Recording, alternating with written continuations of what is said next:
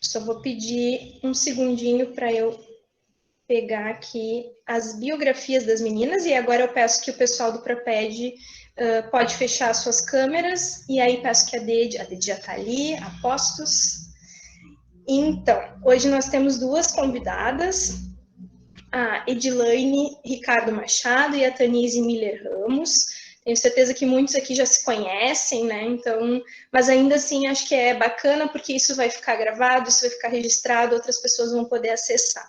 Então, vou ler a biografia que a Dede mandou para a gente. Edilaine Dede Ricardo Machado é mulher, negra, mãe, filha, irmã, esposa, atriz e professora. Iniciou a carreira artística em 1994 por meio do projeto Descentralização da Cultura, que levava oficinas de artes para as periferias da cidade de Porto Alegre. Trabalhou como arte educadora nos abrigos municipais, Casa de Acolhimento, Casa de Passagem e Serviço de Acolhimento Noturno, em Porto Alegre. É licenciada em teatro pela Universidade Estadual do Rio Grande do Sul e mestra e doutoranda em educação pela Universidade Federal do Rio Grande do Sul. Foi professora da Rede Pública Municipal de São Leopoldo, onde desenvolveu o projeto Oficina de Teatro e Cultura Negra no Núcleo de Educação das Relações Étnico-Raciais da Secretaria Municipal de Educação. Atualmente, trabalha como professora do Departamento de Expressão e Movimento do Colégio de Aplicação da URGS, na área de teatro. É integrante do coletivo Atinuqué, desculpa, depois tu me ajuda, me ensina como é que diz, tá? Que estuda o pensamento das mulheres negras. Atua desde 2000 no grupo Usina do Trabalho do Ator, em Porto Alegre. Uma trajetória bem bonita.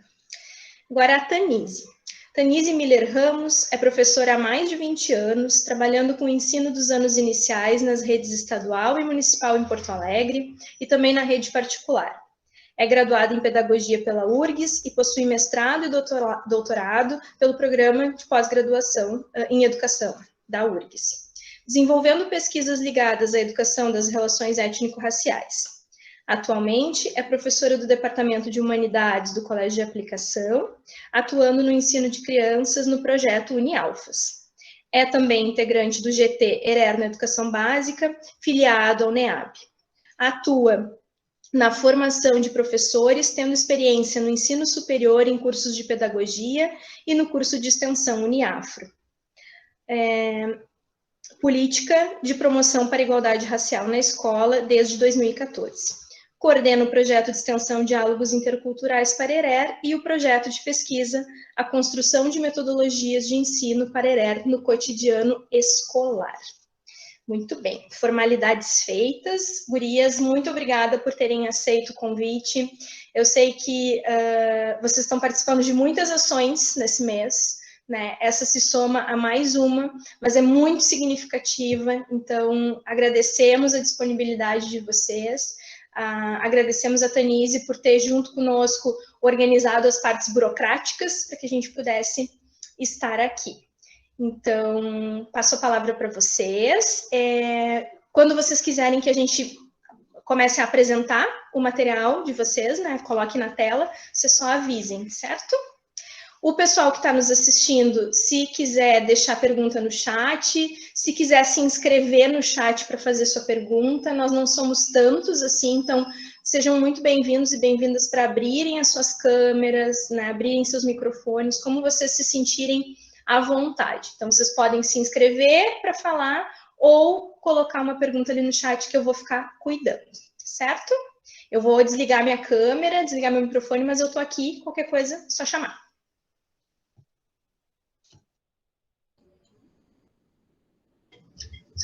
Boa tarde.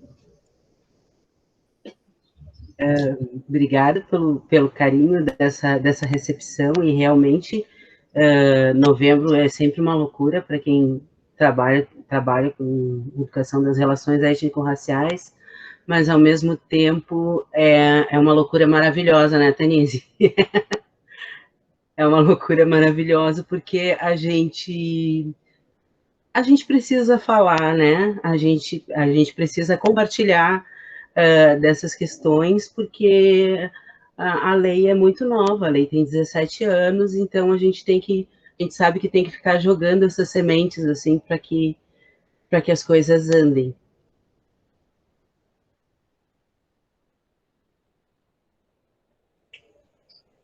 Boa tarde. A Dede e eu combinamos de compartilhar essa apresentação, então, inicialmente tínhamos pensado em estipular um tempo para cada uma, mas depois nós pensamos que talvez fosse necessário até provocar uma nova forma de apresentar, então nós vamos tentar, né, desenvolver essa experiência que é nova, onde nós vamos tentando intercalar as nossas falas. Eu quero começar nesse momento fazendo um grande agradecimento. Eu quero reforçar as palavras da Carol, em nome do projeto de extensão, o PRAPED. Quero agradecer a cada um dos colegas ali que estavam com suas câmeras abertas, porque, como a Carol colocou, a ação de hoje nasce de uma inquietação surgida no nosso GT, e é um GT que precisa ser dito, há muito tempo vinha tentando se formar e finalmente conseguiu se concretizar agora, nesse contexto de pandemia, graças às nossas intenções, que eram em comum, graças aos nossos esforços, graças à nossa vigilância contra o racismo. Então, esse projeto finalmente nasceu, e de dentro desse grupo de trabalho, desse GT, batizado de GT ERER na educação básica, surgiu essa inquietação. O que é a ERER, né? Será que o que eu faço é ERER? Será que a minha prática se insere como uma prática de ERER? Nós escutamos esse questionamento, que surgiu ainda em algumas reuniões presenciais lá em 2019, e nós, volta e meia, trazíamos de novo para o nosso debate, né? O que é ERER? Será que todos têm um entendimento, o mesmo entendimento? Então, numa reunião agora no contexto já virtual, surgiu essa vontade de transformar isso numa ação, tentando responder. Então, a ação de hoje tenta responder essa pergunta, nascida a partir do GT. Inicialmente, nós pensamos muito no público do colégio de aplicação, então eu fiquei muito feliz de enxergar agora os colegas do colégio de aplicação da URGS entrando, quer dizer que o convite tocou, sensibilizou, as pessoas se sentiram convocadas a estarem aqui, isso foi muito bom. E, num segundo momento, então, pensamos em estender para a comunidade externa, porque quanto mais em rede, mais conectados, tanto internamente como externamente, nós conseguimos desenvolver um trabalho mais forte. Então, as minhas primeiras palavras seriam de agradecimento ao PRAPED, e já sinalizando uma vontade de que não demore muito para pensarmos em uma nova ação, e já trazendo os outros projetos que foram apresentados aqui, outros talvez que ainda nós nem temos conhecimento, né, porque algumas coisas novas estão surgindo agora nesse contexto remoto. Eu queria agradecer a Dede também, porque depois de uma primeira reunião com o projeto PRAPED, o teu nome surgiu na primeira reunião como uma convidada, e eu saí daquela reunião e já fui fazer o contato contigo, e tu foi tão generosa, assim, nem pensou, já aceitou o convite, então acho que tu também entendeu essa importância, essa convocação, esse chamado. E tu representa muito para nós. A tua entrada vem para qualificar muito esse debate dentro do colégio. Então, eu venho aqui para contribuir, mas eu me sinto muito fortalecida de poder estar com a Dede, estar com o PRAPED, estar com os colegas do colégio de aplicação e com os colegas do público externo.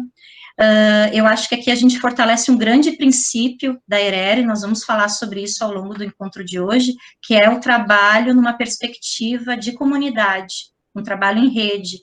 Inclusive, o projeto de extensão que hoje eu coordeno, o Diálogos Interculturais para a ERER, ele nasce como resposta a essa demanda, porque em vários momentos, eu ali com as minhas colegas no projeto Unialfas, que é o projeto dos anos iniciais, percebemos que nós não dávamos conta de fazer o trabalho dentro das caixinhas que a escola, enquanto instituição, nos oferece. O quanto era necessário derrubar esses muros, o quanto era necessário interagir com a sociedade organizada, com as lideranças, com os mestres griots, com as outras instâncias da universidade, para fora da universidade.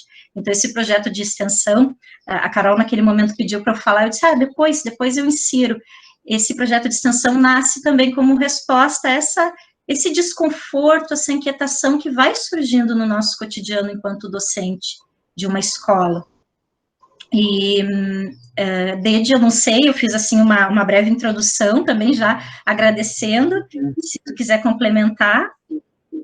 Não, eu acho que eu também no andar da carroça, digamos assim, vou falar um pouco sobre o projeto que a Carol mencionou no início, mas, em princípio, acho que a gente já pode introduzir a apresentação, né, Tanise? Então, eu e a Tanise, qual foi o exercício que nós fizemos?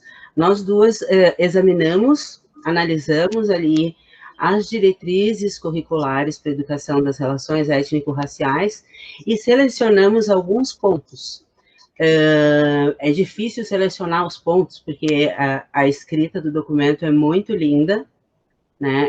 É uma coisa que nos convoca o tempo inteiro, então é bastante difícil selecionar alguns pontos, mas a gente, pensando em vocês, pensando no público que estaria nos escutando, nós selecionamos alguns pontos de interesse. E a gente vai mostrar eles para vocês e vamos conversando a respeito deles. Antes, porém, da gente entrar nesse material, eu queria começar lendo um trecho que não está separado aí, justamente porque ele é um pouquinho comprido, então eu vou ler para vocês, que eu achei que ficaria mais fácil de entender do que se ele tivesse num PowerPoint, ia ficar muito pequenininho. Vamos lá. Esse extrato, ela está falando exatamente das relações, né? Das relações étnico-raciais. Então, vou pegar esse trecho que no meu arquivo aqui está na página 14. Se não é fácil ser descendente de seres humanos escravizados e forçados à condição de objetos utilitários ou a semoventes, também é difícil descobrir-se descendente dos escravizadores, temer, embora veladamente, revanche dos que, por 5 séculos, têm sido desprezados e massacrados.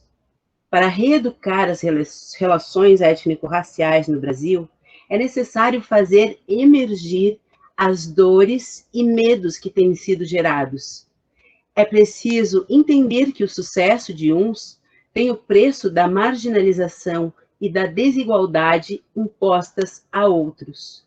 Então, decidir que sociedade queremos construir daqui para frente. Como bem salientou Frantz Fanon, os descendentes dos mercadores de escravos, dos senhores de ontem, não têm hoje de assumir culpa pelas desumanidades provocadas por seus antepassados. No entanto, têm eles a responsabilidade moral e política de combater o racismo, as discriminações e, juntamente com os que vêm sendo mantidos à margem, os negros, construir relações raciais e sociais sadias, em que todos cresçam e se realizem enquanto seres humanos e cidadãos. Não fossem por estas razões, eles a teriam de assumir pelo fato de usufruírem do muito que o trabalho escravo possibilitou ao país. Assim sendo, a educação das relações étnico-raciais impõe aprendizagens entre brancos e negros, trocas de conhecimentos, quebras de desconfianças, projeto conjunto de construção de uma sociedade justa, igual, equânime.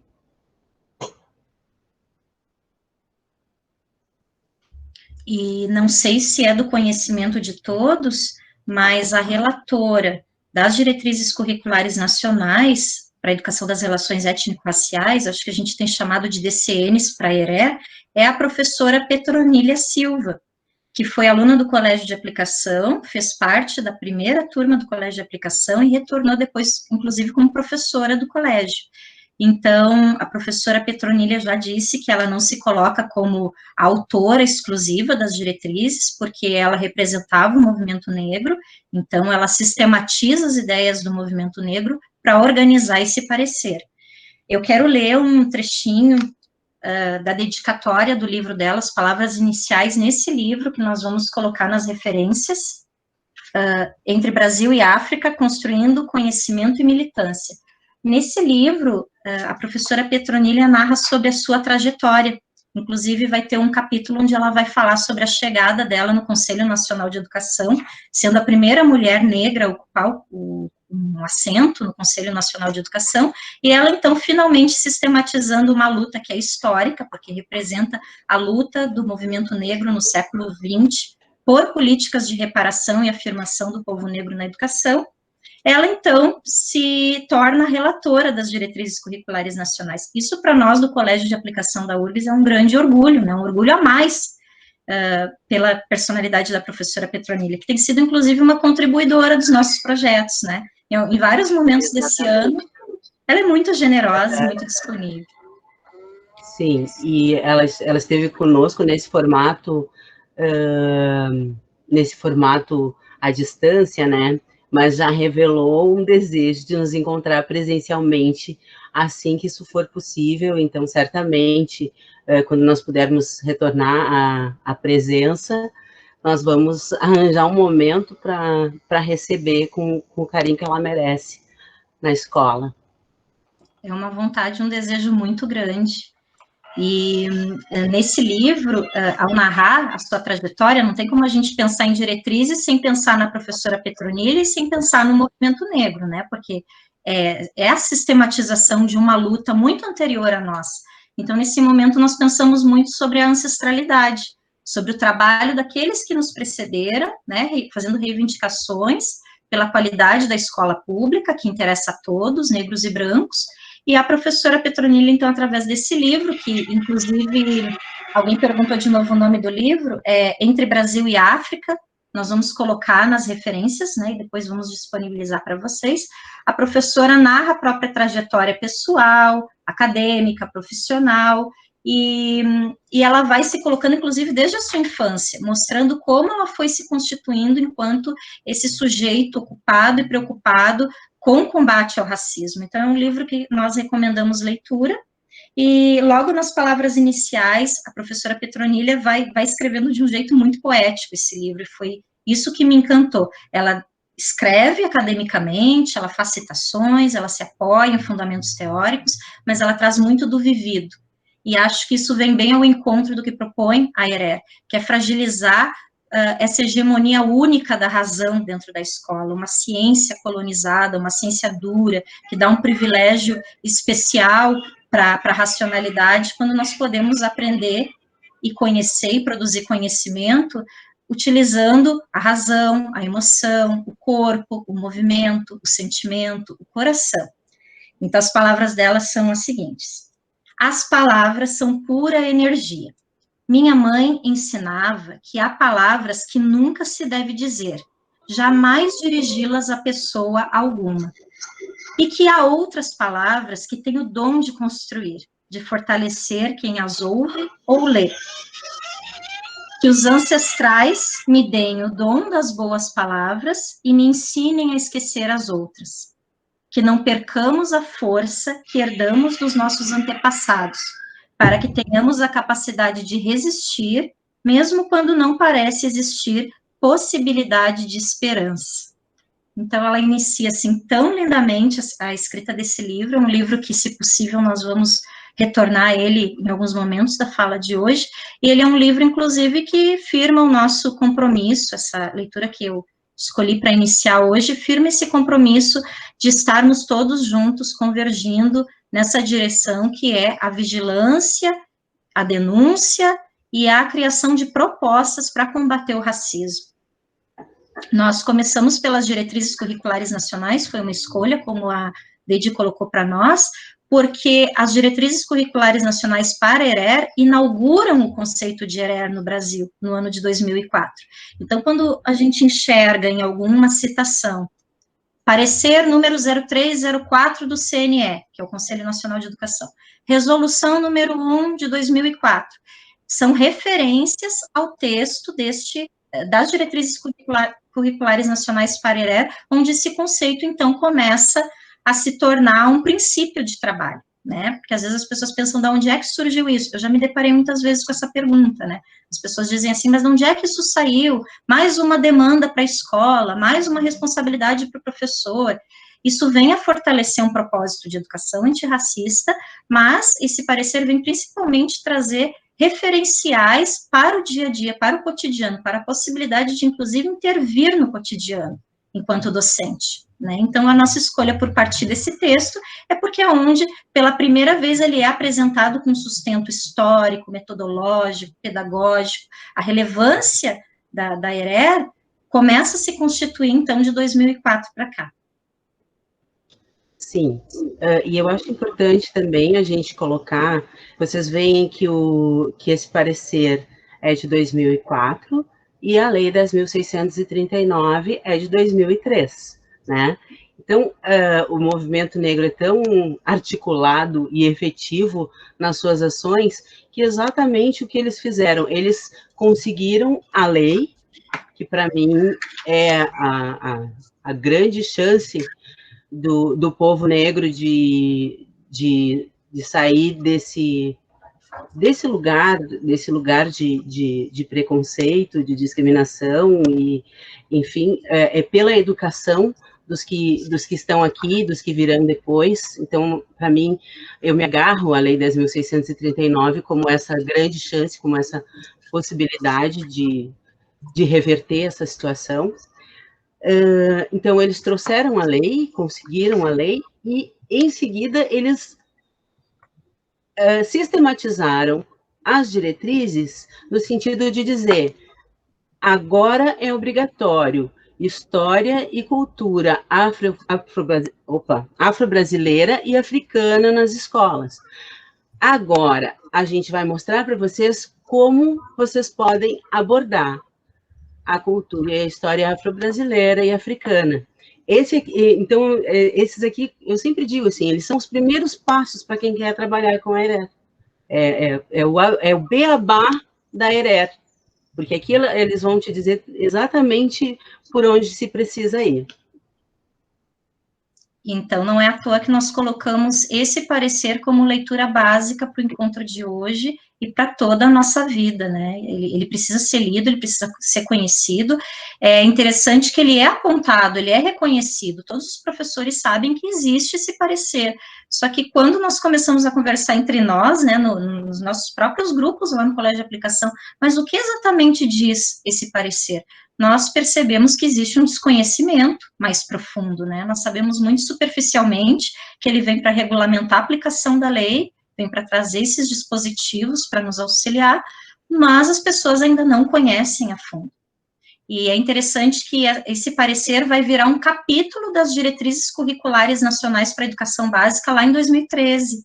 Então, ele passa a ser incorporado por outros documentos, por outras políticas que mais adiante vão surgir e vão fazer referência, como a Dedi falou, aos primeiros passos, né? Então, como é importante a gente também olhar para a história do próprio projeto, como é que as coisas foram se constituindo.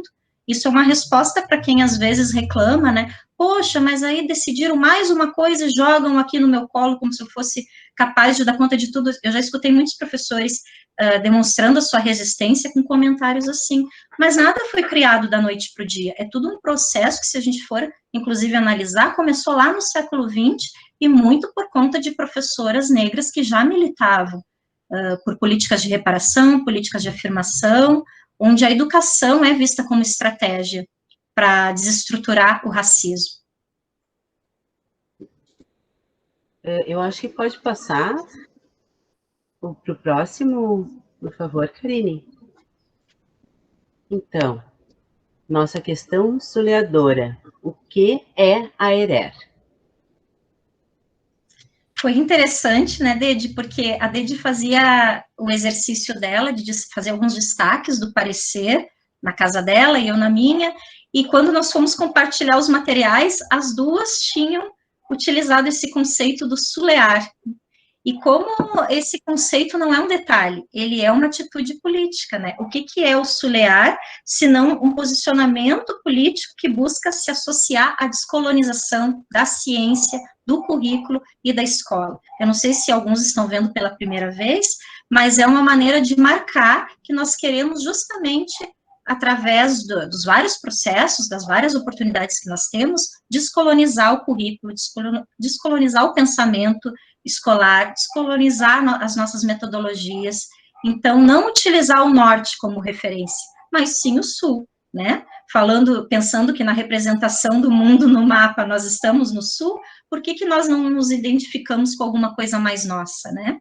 Sempre lembrando que o pensamento eurocêntrico é rico, é importante, mas ele foi produzido de forma contingente, localizada, num tempo e num espaço, onde ele responde a algumas questões.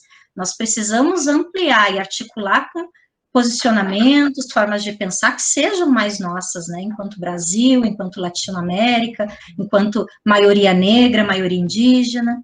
Então, o Sulear vai estar bem presente ao longo do nosso trabalho de hoje.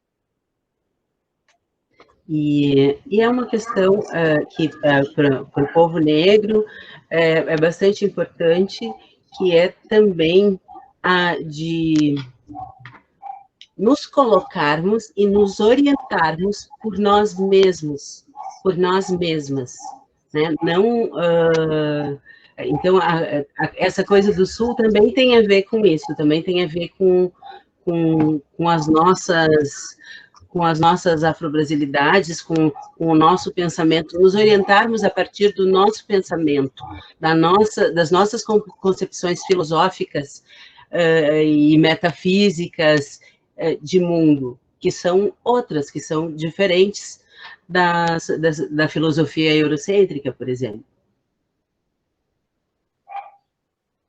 Pensando que essa ciência, essa forma de conhecimento que se colocou como única, como absoluta no espaço escolar e acadêmico, acaba por desconsiderar a multiplicidade de perspectivas, a multiplicidade epistemológica, de formas de viver o mundo. Então, é uma tentativa também de provocar e de nos levar à reflexão, né, enquanto professores que trabalham, que são apontados como centro do conhecimento, centro da produção científica. Eu trago alguma referência também ao livro que eu descobri esse ano. Ele se chama Paulo Freire Hoje em Abya Yala.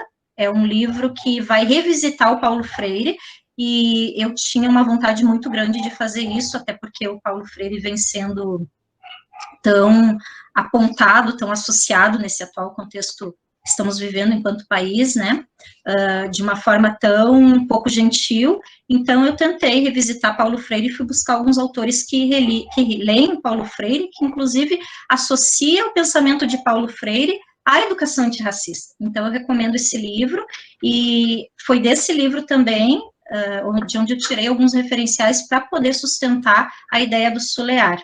Tá? Então, depois também aparece nas nossas referências, onde no Pedagogia da Esperança o Paulo Freire já fala sobre isso, mas eu recomendo especialmente esse livro porque ele vai articular esse pensamento, que talvez que alguns de nós tenhamos conhecido nas nossas graduações, né, de Paulo Freire, um Paulo Freire olhado hoje e colocado em perspectiva junto com outros pensamentos, como o pensamento negro, o pensamento antirracista, o pensamento para as questões de gênero, para as questões, outras tantas que nós temos, então, que são muito da nossa contemporaneidade, né? Assim, o que é a ERER? Trata-se de uma política curricular fundada em dimensões históricas, sociais, antropológicas, oriundas da realidade brasileira, que busca combater o racismo e as discriminações que atingem particularmente aos negros e negras. Ela se constitui de orientações, princípios e fundamentos, e serve ao planejamento da educação, buscando relações étnico-raciais mais harmoniosas. Esses princípios, essas orientações e fundamentos, que a gente pescou alguns deles para colocar aqui para vocês, para discutir junto com vocês, tá?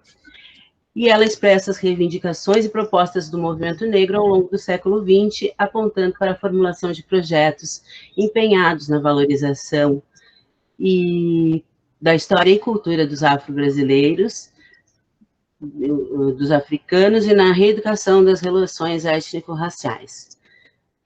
Podemos passar para o próximo?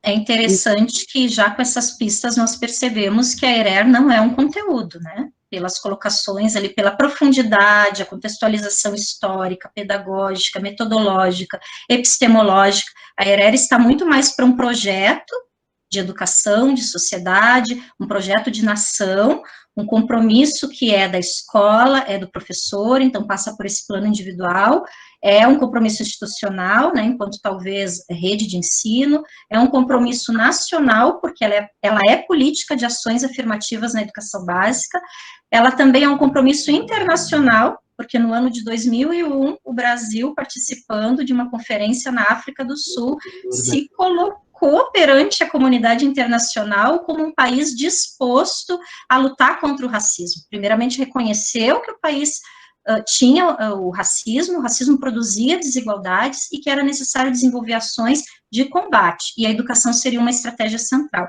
Isso em 2001. Não é à toa que em 2003 nasce a lei. Né? Então, um compromisso que ele vai escalonando, ele começa, claro, pelo nosso movimento negro, mas ele chega até o âmbito internacional. Então, da próxima vez que alguém disser de onde é que surge tudo isso, a gente pode contextualizar desde o movimento negro do século passado, no mínimo, né, a gente pode ir mais atrás nessa história, Sim. por um compromisso internacional firmado do Brasil perante a comunidade internacional, e aí, com isso, não vai ter nenhum governo que venha dizer que não existe racismo e que, portanto, não precisa trabalhar o racismo, porque a ERER não é uma política de governo, né? A ERER é uma política de nação, é uma política que é atemporal nesse caso. Ela atravessa todos os governos, cabe a cada governo conseguir manter, né, e garantir as condições para que essas diretrizes sejam colocadas em prática, e não se posicionar contra. Sim, e antes, eu acho importante a gente salientar que antes desse momento da Conferência de Durban, em 2001, há muito tempo já vinha se denunciando o racismo que perpassa as relações raciais no Brasil, mas os governos, as autoridades costumavam negar essa questão do racismo e, inclusive, se vender enquanto exemplo de democracia racial para fora do país. Justamente porque diziam, não, vivem harmoniosamente no nosso país, convivem, se miscigenam, enfim, todos os pertencimentos raciais estão lá e convivem dessa forma. O Abdias Nascimento, se eu não me engano, em 1976, ele foi para uma conferência de cultura africana em Dakar, e ele foi proibido de falar, justamente porque ele ia colocar o conteúdo que é desse livro aqui, Genocídio do Negro Brasileiro, conteúdo desse livro aqui, ele ia colocar... ele ia expor o conteúdo desse livro, expor a discriminação e as várias formas de violências e de morte a quais negros e negras brasileiros estavam sendo expostas, e o pessoal lá, a diplomacia brasileira disse, não, ele não nos representa, então ele não pode ler esse texto. Bom, isso foi um escândalo e eu acho que pode ter sido até bom, de certa forma, porque fez com que todo mundo quisesse ler o que estava escrito no documento que ele apresentaria. O documento foi publicado em jornal, o documento foi copiado e distribuído para as pessoas durante essa convenção, e, enfim, e as pessoas ficaram sabendo, apesar do nosso Itamaraty querer colocar panos quentes sobre as nossas situações. Aí nós chegamos a esse segundo slide, a esse terceiro slide, que diz, a quem se destina a ERER? A ERER se destina às administrações de sistemas de ensino e suas mantenedoras, aos estabelecimentos de ensino e aos seus entornos, aos professores e professoras, a todos e todas as implicadas na elaboração, execução, avaliação de programas e planos institucionais, pedagógicos e de ensino, aos e às estudantes e suas famílias, a todos e todas os cidadãos e cidadãs comprometidos com a educação dos brasileiros e brasileiras.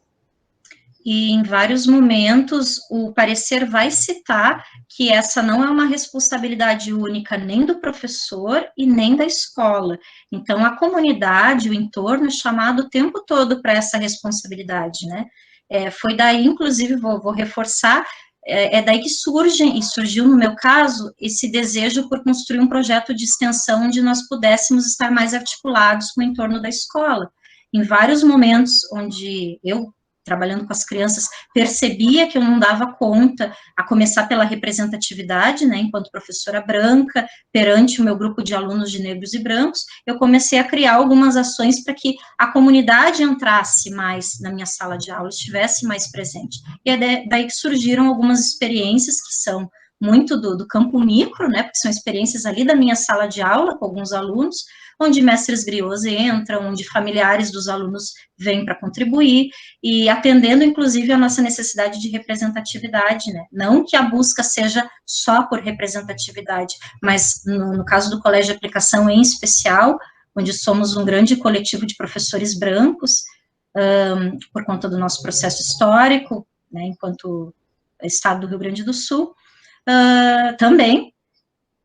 Então, essa articulação com a comunidade acaba atendendo, pelo menos provisoriamente, a essa necessidade muito grande de representação negra e indígena nesse lugar de intelectualidade, de protagonismo, de referência, de repertório, para que os alunos possam se identificar. Então, eu vou usar as palavras de uma colega que, durante a semana, participou de uma live comigo, e ela tem um jeito de falar, assim, mais descolado. Ela olhou bem para nós e disse assim: não pense em fazer com as crianças sentadas 4 horas na cadeira, né, na sua classe, quietinhas, olhando para vocês, e vocês, enquanto representação do conhecimento e da ciência, ficam ali falando sobre racismo e colocando verdades no quadro. Né? A ERER pede o movimento. A ERER, inclusive, esses arranjos de sentar um atrás do outro, onde o diálogo fica dificultado, nem faz sentido. A ERER vem justamente para provocar esse cotidiano, para intervir, fazer intervenções nesse convívio, nessa relação professor-aluno, na relação aluno-aluno, nessas relações de poder e de linguagem que localizam muitas vezes onde é que está o conhecimento e quem é que tem o conhecimento, né? Então, ele se desloca do professor. O mestre griot tem conhecimento muito baseado na oralidade, então a questão da nossa hegemonia escrita, né, o que nós chamamos a nossa lógica escritocêntrica, também é fragilizada. Então, entendam a ERER como um projeto que vem muito para provocar, para desacomodar, para fazer a gente se remexer na cadeira, né, em relação às nossas certezas, a essas metanarrativas que nos ensinaram e que nos forjaram enquanto que somos, nos nossos cursos de graduação. Sim. Eu gostaria de fazer só mais uma pequena leitura, que é de uma parte desse documento que eu estava falando para vocês, que o Abdias Nascimento foi impedido de apresentar em Dakar em 1976. Este colóquio recomenda que o governo brasileiro inclua um ativo e compulsório currículo sobre a história e as culturas dos povos africanos, tanto aqueles do continente como os da diáspora. Tal currículo deve abranger todos os níveis do sistema educativo, elementar, médio e superior. Gente, isso é de 1976, do ano que eu nasci. Mas é interessante, né? Porque a gente consegue a lei em 2003, mas olha quanto tempo que o movimento já batia nessa tecla, né? Acho que podemos passar para o próximo, Tanise? Eu acho que sim. Senão a gente não dá conta, né, Dede? Porque um slide... eu sou faladeira e tu também quando a gente vê, não sai da classe do trabalho. Isso, vamos lá. Então, os objetivos, tanto da ERER quanto da lei, né? A educação das relações étnico-raciais tem por objetivo a divulgação e produção, isso é muito importante, e produção de conhecimentos, bem como de atitudes, posturas, valores que eduquem cidadãos quanto à pluralidade étnico-racial, tornando-os capazes de interagir e de negociar objetivos comuns que garantam a todos o respeito aos direitos legais e valorização de identidade na busca da consolidação da democracia brasileira. Então, como a Tanise estava falando, a gente extrapola a questão de conteúdo, né? A gente vai além disso, a gente vai pensar em atitudes, posturas, valores, a gente vai pensar em outras coisas. Isso tem muito a ver com uma desconstrução, com uma desestruturação da educação, da forma como ela é colocada, que é eurocêntrica e que conduz a gente para o estado de coisas no qual nós estamos. Ou seja, a educação acaba colaborando para consolidar o racismo na nossa sociedade. Ela reitera o racismo na nossa sociedade, ao invés de fazer a gente caminhar em outra direção, né? O ensino de história e cultura afro-brasileira e africana tem por objetivo o reconhecimento e valorização da identidade, história e cultura dos afro-brasileiros, bem como a garantia de reconhecimento e igualdade da valorização das raízes africanas da nação brasileira, ao lado das indígenas, europeias e asiáticas. A gente não estava falando só de nós. A gente, eu digo como pessoa negra, a gente não estava falando só de nós. A gente, e isso é uma coisa que eu sempre digo, assim, eu reconheço que a hegemonia branca brasileira massacra tanto a mim, como pessoa negra, como aos indígenas, talvez tenha massacrado as pessoas indígenas. Não dá para dizer que é pior, é de uma forma diferente, mas pensem, eram 8 milhões de indígenas no país e hoje não chegam a 1 milhão. Antes do tal descobrimento, né, eram 8 milhões de indígenas vivendo no país. Então, o genocídio foi uma coisa, assim, terrível sobre os povos indígenas. Agora, eu falo desse lugar de afrodescendente, de mulher negra, né, porque, são esses os meus interesses de estudo e de pesquisa, mas que a gente sabe o quanto as outras etnias, as outras pessoas racializadas, digamos assim, também foram injustiçadas, a gente sabe. E esse último parágrafo aqui eu acho legal, que é o seguinte: é importante destacar que não se trata de mudar o foco etnocêntrico, marcadamente de raiz europeia por um africano, mas de ampliar o foco dos currículos escolares para a diversidade cultural, racial, social e econômica brasileira. Bom, não se trata disso, primeiro, porque isso não é possível. Jamais seria possível a gente simplesmente agora vamos substituir a hegemonia. Deixa de ser uma hegemonia europeia e passa a ser uma hegemonia africana. Isso não é possível. Nós estamos sendo colonizados há 500 anos. E eu digo sendo colonizados porque, assim, para mim, a colonização, ela está aqui, né? Ela está presente.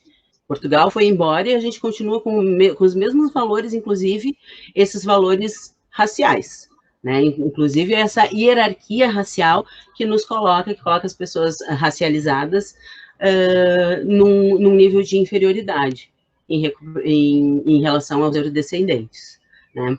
Então, isso não é isso por conta dessa impossibilidade de que fosse, né? E não é isso também porque a ideia de ampliação, ela nos atrai muito mais.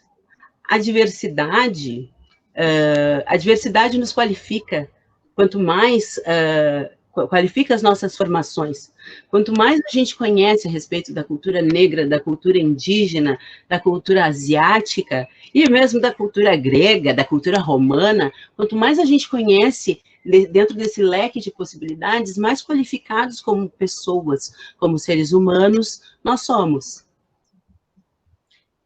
Eu escutei recentemente a professora Petronilha falar que o que a ERER propõe, na verdade, é o reconhecimento da presença do outro, né? O que durante tantos séculos de escola moderna, ocidental, foi negado. Então, se nós formos observar que na vida as pessoas falam, as pessoas produzem conhecimento, as pessoas produzem práticas, tudo muito no coletivo, nas comunidades, e chega na escola, elas são muitas vezes interditadas, as suas vozes, não é que não falam, né? Eles falam, mas eles não são escutados. Então, talvez o movimento proposto pela IRER seja muito mais de proporcionar a escuta dessas vozes, o espaço para que essas vozes possam emergir e o reconhecimento da presença dessas vozes, não é? E não nesse lugar que todos aqui vão ter lembranças, né, do seu tempo de educação básica, depois de graduação, onde muitas vezes a cultura do outro, a voz do outro, servia para ilustrar algo científico, né? Não precisamos ir muito longe. Eu assisti ainda esse ano, virtualmente, algumas experiências, assim, onde o professor, doutor, compõe a mesa e fala, e aí ele chama um participante indígena, um participante representante de outra comunidade, para fazer quase o que parece para mim uma ilustração da fala do professor, né? Ele entra ali para recitar umas palavras, ele entra ali, talvez, no contexto presencial, a gente via muito isso, né? Entra ali, participa numa abertura, talvez fazendo uma demonstração de canto e dança, e depois esse sujeito sai, porque daí entra o doutor, os doutores compondo a mesa, né, para falar. Então, como esse tipo de postura dentro da escola e da academia acabam por fazer da ciência uma estratégia, inclusive, para perpetuar essa lógica que é colonial, né, de não reconhecer o outro, não reconhecer a presença do outro, não reconhecer a multiplicidade de ser sujeito e de enxergar o mundo, né, essas experiências, essas vozes, essas narrativas que são plurais.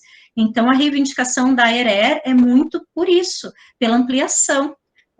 Pensadores europeus são importantes, eles podem ser articulados com os nossos pensadores agora, que me parece que, inclusive, na pandemia, nós tivemos mais acesso do que nunca, né, nesse contexto remoto, assistindo a lives, assistindo os próprios autores falando das suas obras, das suas produções, autores negros, autores indígenas, o mercado editorial também está descobrindo isso, né, Dede? De a gente ter um boom muito grande de livros com autores negros, com autores indígenas, e como ler esse tipo de material contribui para esse nosso processo de descolonizar, pessoalmente falando, né? Como a tua visão de mundo vai sendo afetada no momento, as tuas certezas, as tuas ideias engessadas que tu aprendeu a construir como certezas, começam a ser desacomodadas no momento que tu enxerga o ponto de vista do outro, por meio da leitura de um livro de um autor negro, de um autor indígena, de um pensador que não necessariamente vai reproduzir essas ideias que nós aprendemos a reproduzir como verdade.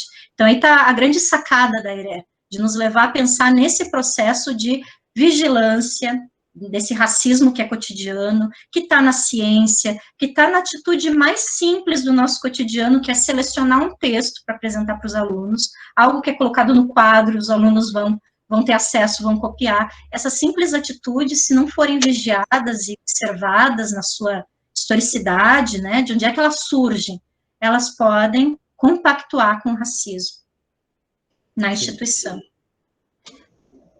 Passamos para o próximo. Podemos passar. Então, princípios referenciais soleadores. Esses títulos em negrito são os títulos, são os princípios que estão colocados nas DCNs, tá? E só que a gente selecionou só um ou dois dos princípios para a gente tocar a ficha aqui no trabalho. Então, princípio de consciência política e histórica da diversidade. Este princípio deve conduzir à busca da parte de pessoas, em particular de professores não familiarizados com a análise das relações étnico-raciais e sociais, com o estudo de história e cultura afro-brasileira e africana, de informações e subsídios que lhes permitam formular concepções não baseadas em preconceitos e construir ações respeitosas. Fortalecimento de identidades e de direitos. O princípio deve orientar para o desencadeamento de processo de afirmação de identidades, de historicidade negada ou distorcida. O rompimento com imagens negativas forjadas por diferentes meios de comunicação contra os negros e os povos indígenas, e para os esclarecimentos a respeito de equívocos quanto a uma identidade humana universal. e ações educativas de combate ao racismo e às discriminações. Esse princípio orienta para a valorização da oralidade, da corporeidade, da arte, por exemplo, como a dança, marcas da cultura de raiz africana, ao lado da escrita e da leitura. Participação do movimento negro e de grupos culturais negros, bem como a comunidade em que se insere a escola, sob a coordenação dos professores, na elaboração de projetos políticos pedagógicos que contemplem a diversidade étnico-racial. Aí a gente vê, assim,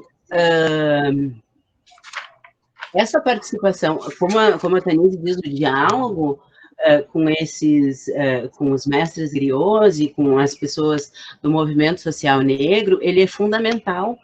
Mas aqui está dizendo ainda uma outra coisa, que esse grupo deve participar da elaboração dos projetos políticos pedagógicos das escolas. Que eles devem estar presentes na hora da gente planejar o que a gente... Na hora da gente planejar o nosso plano político pedagógico. Entende? Eles devem estar ali para construir esse plano junto com a gente. E nos orientar no sentido das coisas que nós não sabemos, dos caminhos que nós não faríamos se a gente não tivesse os olhos dessas pessoas, do movimento social, para nos apontar. Esse, inclusive, acredito que seja uma das próximas ações dentro do nosso GT, né, Dede? Nós vamos nos ocupar a pensar, que é a participação das comunidades negras e indígenas através de uma representação também no nosso GT, né, nos ajudando a pensar quais são suas necessidades, suas reivindicações, como é que enxergam esses processos, né. O próprio mestre Griot, assim, falando em um especialmente que tem trabalhado comigo, com as crianças pequenas lá no Unialfas, do Colégio de Aplicação, eu não conhecia, e quando eu conheci, né, conversando um pouco com ele sobre a trajetória, ele me contou que há muito tempo ele reivindicava pelo lugar dele dentro da escola pública, enquanto um lugar que é dele por direito, ele falou assim, enquanto cidadão, enquanto representante de um coletivo, dos movimentos dos quais eu participo, eu tenho o direito de estar aqui, eu preciso participar desses processos de educação das crianças. E quantas portas foram batidas para mim, ele falou assim.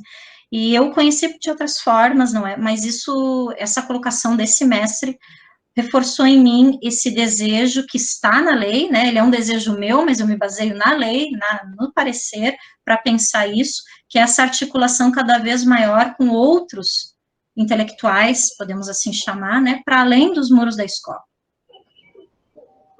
Sim. Acho que podemos passar adiante, né? Eu estou um pouquinho preocupada com o tempo, mas acho que podemos passar adiante, né? Tanise, me diz o que tu acha. Podemos.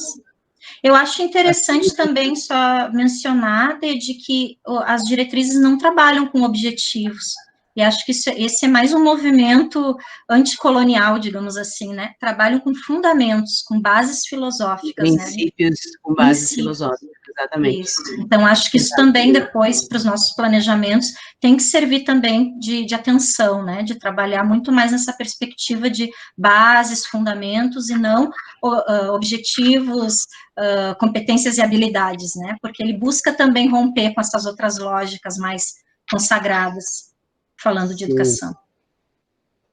Sim. Aqui nós temos as determinações, né? Esses princípios e seus desdobramentos mostram exigências de mudança de mentalidade, de maneiras de pensar e agir dos indivíduos em particular, assim como das instituições e de suas tradições culturais. É nesse sentido que se fazem as seguintes determinações. O ensino de história afro-brasileira abrangerá, entre outros conteúdos, iniciativas e organizações negras, incluindo a história dos quilombos, a começar pelo de Palmares e de remanescentes de quilombos que têm contribuído para o desenvolvimento de comunidades, bairros, localidades, municípios, regiões, exemplos, associações negras, recreativas, culturais, educativas, artísticas, enfim, e será dado destaque a acontecimentos e realizações próprios de cada região e localidade. Enfim, esse é um dos pontos em que eu acho que para mim fica bem bem nítida a coisa de que olha o que é que tu tem que fazer. Aqui está falando que isso são atribuições, que essas determinações estão no ensino de história afro-brasileira, tá? Mas eu, aqui do meu lugar de professora de teatro, eu olho para isso e eu fico pensando, tá, mas eu não ensino história, como é que na minha disciplina eu vou abordar essa determinação? Eu vou abordar esse tópico específico. Bom, aí eu posso pensar que nós temos livros como... Ai, não sei onde ele está uma bagunça aqui. Mas, enfim, que a gente tem livros como o da Jarid Arraes, que está nas nossas referências ali no final, tá? Que fala sobre heroínas brasileiras em 15 cordéis. E ali ela vai falar da Dandara, de Palmares, ela vai falar da Coltune, de Palmares, ela vai falar da Teresa, de Benguela, enfim, ela vai abordar várias histórias de quilombos. E eu posso trabalhar com isso a partir daí, né? E também eu sei que existe uma peça escrita pelo Gianfrancesco Guarnieri e o Augusto Boal, que chama Arena Conta Zumbi. E eu posso trabalhar com eles a partir daí. Isso na minha disciplina. Agora, cada um e cada uma de vocês vai olhar para isso aqui e pensar, e eu? Como é que eu abordo isso? Onde é que tem um gancho para mim nessa história? E nessas determinações, eu vou dizer para vocês que eu encontrei gancho em quase todas elas. A determinação está ali, e daí tu olha e diz, mas então eu posso fazer isso. Mas então aquele conteúdo que eu estava trabalhando, assim, se eu pegar por aqui, entende? Isso eu acho que é genial nessas determinações. E é interessante também nós pensarmos que são temáticas que vêm para colaborar no desenvolvimento desse projeto que é a ERER. A ERER não é uma temática, né? Então, não apontem a ERER como um conteúdo de ensino no planejamento, mas esses tópicos que agora, que para mim nunca foram tópicos, né? Mesmo que apareçam como tópicos aqui nas diretrizes, são grandes processos históricos, eles sim podem ser tematizados para colaborar no desenvolvimento do projeto de educação das relações étnico-raciais. E cabe a cada área, como a Deide falou, às vezes as pessoas me perguntam, tá, mas e aí como é que eu vou fazer esse trabalho na minha área da química? Eu sou pedagoga, então eu tenho feito muitas leituras a respeito da minha área, às vezes leio de outras também, mas eu tenho uma expectativa de que os colegas das outras áreas também contribuam nesse debate e também procurem qual é o lugar, afinal, da sua área nesse trabalho, né? Por isso a importância desse trabalho em rede, inclusive, onde cada um traz o que é específico do seu componente curricular para constituir esse grande todo. E uma grande proposta da ERER é o trabalho interdisciplinar, né? Então, mesmo que a lei nomeie artes, história e literatura, é um dever de todos e todos devem convergir para a consecução desse projeto. Mais uma coisinha, porque eu disse para vocês que ia chegar um momento em que eu ia relacionar o projeto de extensão que eu coordeno, que é o cultivo de referências negras para a criação teatral e para a vida, com essas determinações, né? Então, eu vou ler um pedacinho aqui para vocês que diz o seguinte: o ensino de história e de cultura afro-brasileira se fará por diferentes meios, inclusive a realização de projetos de diferentes naturezas no decorrer do ano letivo, com vistas à divulgação e estudo da participação dos africanos e seus descendentes em episódios da história do Brasil, na construção econômica, social e cultural da nação, destacando-se a atuação de negros em diferentes áreas do conhecimento, de atuação profissional, de criação tecnológica e artística.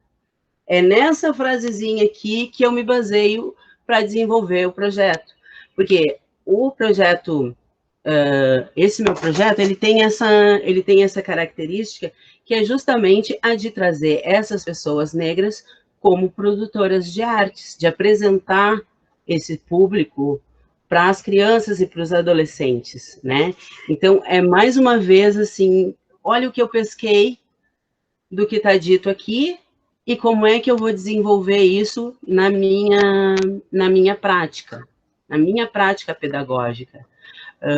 Ao longo desse ano, de 2020, os alunos e alunas do 8º ano, né, que são os alunos com os quais eu trabalho, eles estudaram Negra Jaque, estudaram MC Girinha, que é uma rapper angolana, estudaram a Cristal, que é slammer, enfim, eles estudaram várias dessas personalidades, e tá aí, entende? Estou caminhando na ERER, estou seguindo os passos da ERER, quando eu proporciono esses encontros, né?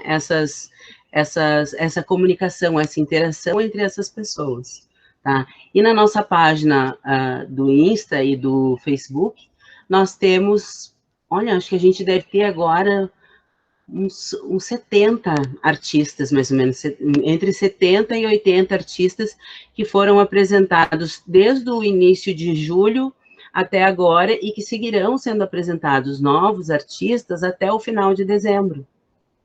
Eles seguirão sendo apresentados, e ali eu fico contente pela coisa assim, de como tá no meio virtual, a gente acaba tendo uma galeria, né?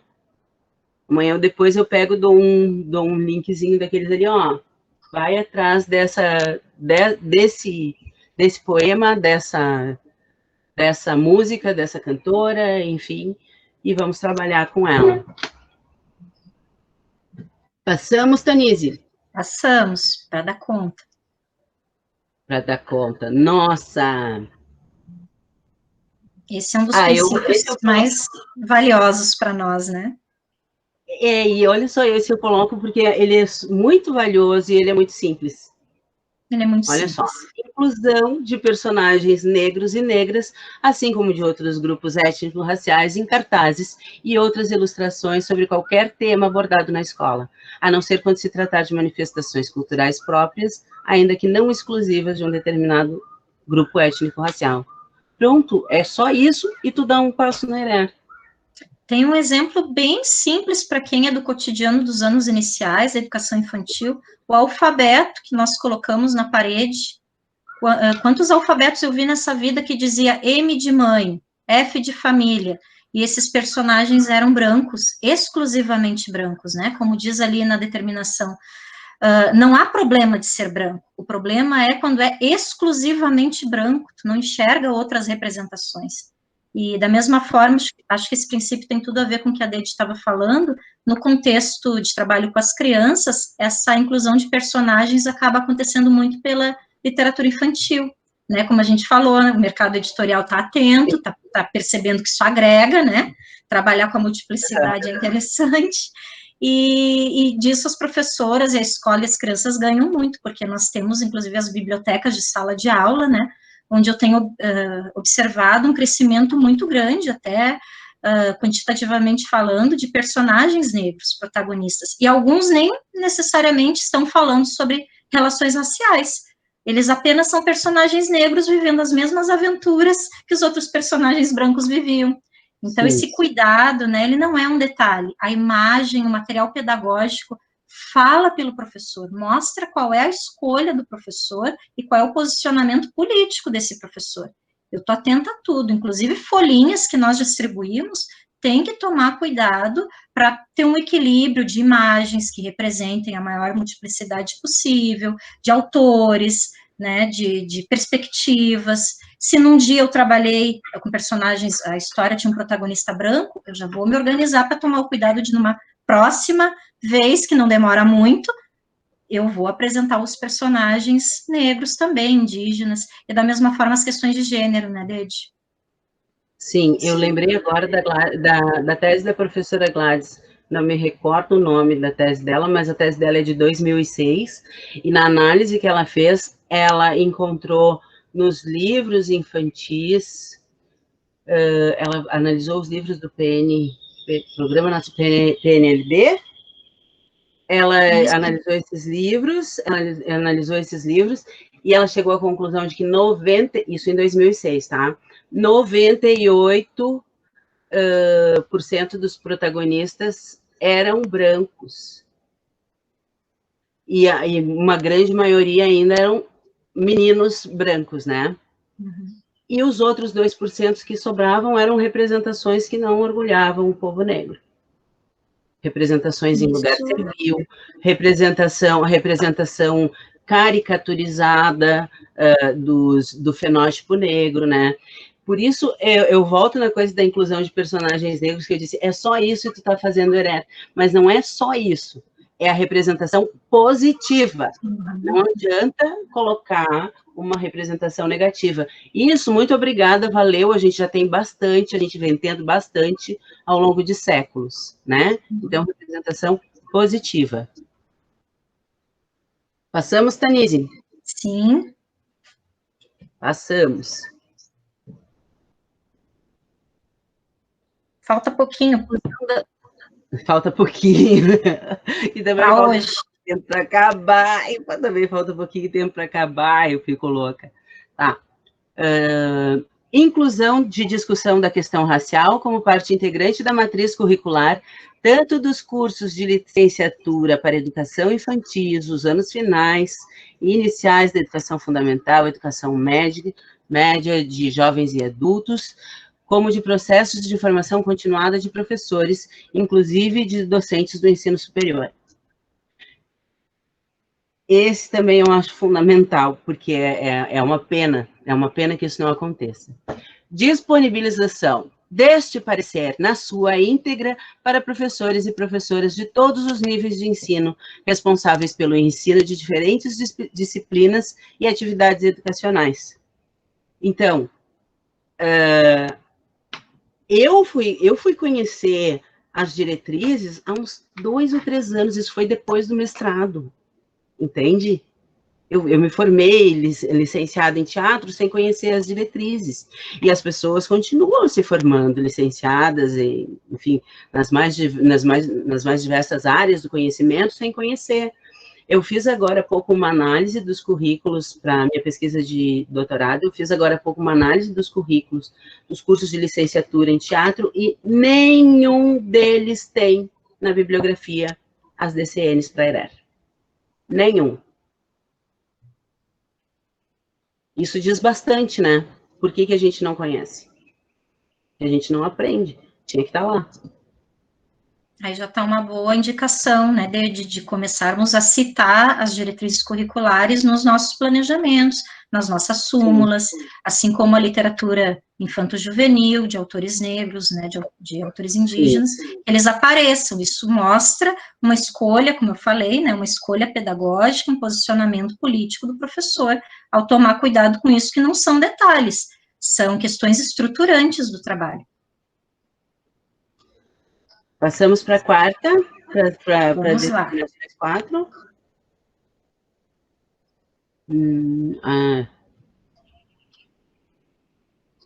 Essas determinações foram selecionadas, eu acho que tu falou, né, Dede? Tem mais no texto. Sim, elas são coisas que a gente achou interessante para falar com vocês agora. Então, promoção de oportunidades de diálogo em que se busquem novas formas de convivência respeitosa para a construção de um projeto de sociedade, as datas significativas, o 21 de março, dia da luta pela discriminação racial, 13 de maio, que a gente não comemora como dia da libertação do negro, mas como dia da denúncia contra o racismo, e o 20 de novembro, como dia da consciência negra, mas que precisa ser trabalhado ao longo do ano inteiro, porque não adianta chegar em novembro e sair correndo para procurar alguma coisa. A gente tem que consolidar um trabalho sobre a ERER. Ele precisa ser um trabalho sólido. E não é um trabalho que acontece em cima de data comemorativa, né? Até a maneira como as diretrizes nomeiam, elas não chamam de datas comemorativas. E que tendência é essa que nós temos a ficar marcando essas datas, né? Parece que a gente organiza o trabalho em função de data comemorativa.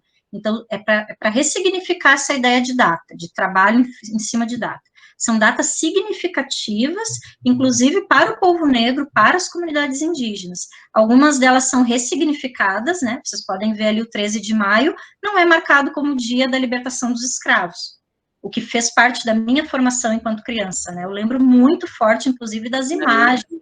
A professora trazia um cartaz onde a gente tinha uma imagem de um negro rompendo com correntes, a princesa Isabel como redentora, essas imagens marcam muito a minha infância, né? Então, 13 de maio muito associado a esse tipo de narrativa. Então, é uma data significativa, mas ressignificada.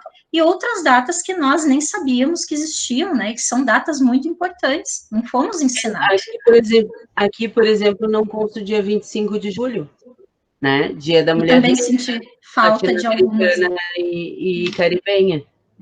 Essas aparecem no texto, elas estão assim no texto, nós retiramos da maneira como estava, mas com certeza foi escrito em 2004, né, de lá para cá, muitas outras datas já foram pensadas como possibilidades.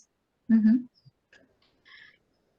Muito bem. Aqui temos um mapeamento de divulgação de experiências pedagógicas de escolas, e adequação dos mecanismos de avaliação dos estabelecimentos de ensino a estes dispostos. Também é importante, né? A gente sacode tudo, a avaliação vai ter que ser sacudida também. A forma de avaliar vai ter que ser sacudida também. Esse mapeamento e divulgação de experiências pedagógicas também procura atender a uma tentativa de intervir nas pesquisas que são produzidas em educação, né? Nas nossas produções, isso faz parte do nosso cotidiano, nós escrevemos relatórios, escrevemos tanto de pesquisa como de extensão, como de ensino, produzimos pesquisas, produzimos material para apresentar em eventos. Como é importante levar esse trabalho que é feito, esse atendimento a esses dispositivos legais, como mapeamento e divulgação mesmo de experiência concretizada, né? Eu vejo uma tendência a chamar isso de boas práticas em ERER, acho que a Dede já deve ter ouvido falar, né? As pessoas apontam como boas práticas. São experiências que mostram as possibilidades de implementação da ERER no cotidiano, e é interessante de observar que elas não são ações esporádicas, feitas no Novembro Negro, feitas em alguma data significativa, sim, elas são projetos geralmente permanentes, né, de um ano todo de trabalho. Isso é muito importante. Esse projeto que eu desenvolvi em São Leopoldo, Oficina de Teatro e Cultura Negra, era um projeto desenvolvido no contraturno, de livre adesão das alunas e dos alunos, e nós passávamos todo o primeiro semestre, até o recesso de julho, selecionando o que a gente, escutando histórias para selecionar o que a gente queria fazer, né? Daí nós selecionávamos uma história, montávamos e passávamos todo o segundo semestre apresentando em diversas escolas, né? Não apenas na nossa escola e apresentando uma vez só. Nós apresentávamos em diversas escolas da rede municipal, até da rede estadual nós estivemos apresentando, nós viemos apresentar aqui na FACED também. Enfim, além da gente trazer os mestres e a cultura que se produz fora da escola, para dentro, para dialogar com a escola, o que a gente produz nesse sentido também precisa sair, né? Também precisa ser compartilhado com a comunidade como um todo. Passamos? Eu acho que nós concluímos. Eu acho que nós concluímos. Isso mesmo. Isso nós mesmo. Trouxemos algumas referências, né, que foram citadas aqui. Eu ainda tenho como sugestão, que não necessariamente não citei, porque são tantos materiais que eu estou interagindo aqui, e às vezes nessa preocupação em me fazer entender, né, na minha fala, acabei negligenciando algum material, mas eu trouxe também a professora Nilma Lino Gomes, nós recomendamos fortemente a leitura, é um artigo que está disponível na internet, Relações Étnico-Raciais, Educação e Descolonização dos Currículos. As ideias da professora Nilma perpassaram tudo o que foi falado aqui hoje, mas eu destacaria, assim, principalmente, de pensarmos a ERER como um projeto que nos induz a mudanças que são de ordem políticas, porque nos forçam a tomar decisões, a rever nossos posicionamentos, a fazer escolhas mais antirracistas, pensando assim, e também mudanças que são de ordem epistemológica, como nós trouxemos vários exemplos aqui para pensar a descolonização do currículo, da ciência, do conhecimento que é considerado válido. Então, na verdade, aqui são leituras fundamentais para a fala de hoje, mas elas também podem ser vistas como algo que segue a nossa fala, né? Ela pode dar continuidade ao que foi trabalhado aqui hoje. Então é isso, gente. Vamos abrir para as perguntas, observações e... Ai, maravilha. Ficamos com o nosso barco? Que legal. Nossa, muitas provocações, né? Porque é interessante o quanto são aprendizados que nos provocam, né? Eu acho que vocês trouxeram isso no começo, que é para desacomodar aquilo que está no nosso imaginário a partir desse modo de pensar colonizador, né? Então, realmente é para desacomodar, é para reorganizar o jeito de ensinar, é para reorganizar o jeito de sentar na sala de aula, é para reorganizar aquilo que a gente seleciona para levar para a sala de aula, né? E isso só é possível com o nosso interesse, né? O interesse dos professores e das professoras para se movimentar. Então, e que bom quando a gente conseguir fazer redes para se fortalecer, né? Para não ser personalista nas ações, mas sim institucionalizar tais ações, né? Então, é muito bacana que a gente esteja aqui juntos e juntas para aprender, para conhecer e para saber que é preciso trocar, né? Conversar, conhecer os projetos uns dos outros, né? Porque eu acho que é muito esse o caminho e que me parece, um pouco é inerente, assim, essa ideia da educação para as relações étnico-raciais, né? Essas trocas, eu acho que, inclusive, a palavra diálogo, ela está em mais de um dos nossos projetos de extensão e das nossas ações, e me parece que não é à toa, né? Acho que a gente tem tentado marcar dessa importância de conversarmos, de nos encontrarmos e, sim, mostrar o que a gente faz, mas também acolher o que o outro faz. E acho que isso tem dado um eco, assim, e uma movimentação muito bacana na escola, né? E aí falo na escola em função de estarmos no CAP, né? Temos já uma pergunta aqui, depois eu também quero fazer uma, mas o pessoal pode se inscrever, por gentileza, para abrir o microfone, abrir a câmera, ou se preferirem escrever no chat. Então, a Giovana Magalhães, estudante de geografia na Unesp, lá em São Paulo, então muito legal, né? A gente tem essa possibilidade de reunir pessoas de diversas regiões do Brasil. Muito obrigada pela tua presença, Giovana. Ela faz a seguinte pergunta: vocês acham que levar mais autores negros para a sala de aula, até mesmo apresentar quem são eles, contribui para essa quebra da ciência feita apenas por brancos? Aí ela comenta que na geografia temos o Milton Santos, que é um nome gigante para nós, e usamos muito dele na disciplina. Certamente. Certamente. Não, e eu acho que... Eu sempre lembro, assim... eu trabalho com os artistas, com as artistas, enfim... mas eu sempre lembro de uma amiga... Uma amiga Liliane, querida, que faleceu ontem, infelizmente, mas professora de inglês, que ela trabalhava a ERER com Martin Luther King, com Malcolm X, com Rosa Parks, com Nelson Mandela, enfim, ela apresentava essas figuras, né, para os alunos e as alunas dela. E também penso no professor Alan Alves Brito, que trabalha física, né, que trabalha astronomia em diálogo com a ERER. E eu lembro também que, para mim, acho que eu já falei sobre isso essa semana, mas para mim teve uma questão que foi a seguinte: quando eu comecei a trabalhar no CAP, e eu fiquei... me foi apresentada a iniciação científica, que eu não fazia a menor ideia de como conduzir, na verdade ainda não sei, na verdade ainda fico muito me segurando nas colegas e nos colegas, né, mas a minha primeira preocupação com ela foi assim, e como é que eu relaciono a ERER com a IC? Como é que ela entra, sabe? Ainda não sei, ainda estou tentando me responder, mas ao mesmo tempo tenho colocado algumas propostas, assim, a gente fez um exercício pedindo para as crias localizarem palavras-chave em alguns verbetes, e um dos verbetes que eu trouxe foi congada. Daí tá, ali no verbete,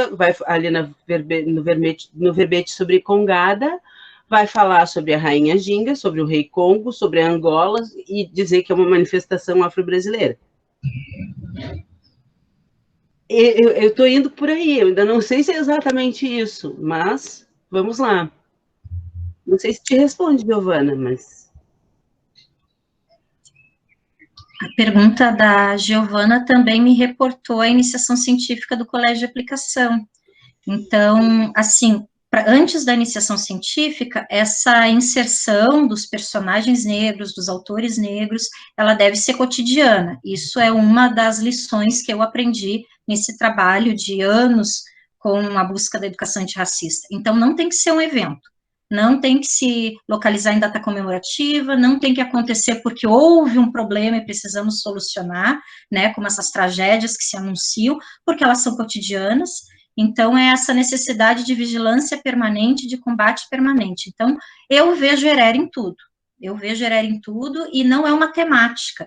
Então, a questão da ciência, de pensar a iniciação científica e ERER, quando nós buscamos tematizar, né, transformar a ERER, reduzir, inclusive, a ERER a temas, a conteúdos, pode ser que para algumas disciplinas fique mais difícil. Mas quando tu pensa a ERER como uma postura do professor, da instituição, a tua responsabilidade enquanto representante institucional de fazer alguma coisa contra o racismo, tu começa a enxergar possibilidades em todos os espaços. E aí, estamos em 2020, então, 2019, 2018, 2017, 18 e 19, 3 grandes experiências com os anos iniciais, onde, inclusive, numa atitude, assim, bem... de botar o pé na porta mesmo, nós levamos as crianças do Unialfas para participar daqueles eventos que a URGS organiza mais para o final do ano, de compartilhar os trabalhos científicos dos jovens, né, tanto da comunidade acadêmica como da comunidade externa. E durante esses 3 anos, as perguntas de pesquisa, os temas de pesquisa desses 3 grupos foram perguntas e questões diretamente ligadas à ERER. Então, a primeira pergunta que me ocorre em 2017 era: como fazer um mundo melhor para todos? Eu acredito que numa lógica mais tradicional, mais canônica, né, de fazer ciência na escola, essa pergunta não seria nem bem-vinda. Que pergunta mais sem pé nem cabeça, por onde é que eu vou? Onde é que ela quer levar? Cadê a objetividade disso? Porque enquanto o nosso pensamento estiver muito centrado na racionalidade, na busca dessa objetividade, dessa exatidão, é óbvio que a gente não vai encontrar articulação entre a ERER e a ciência, por exemplo, e a iniciação científica.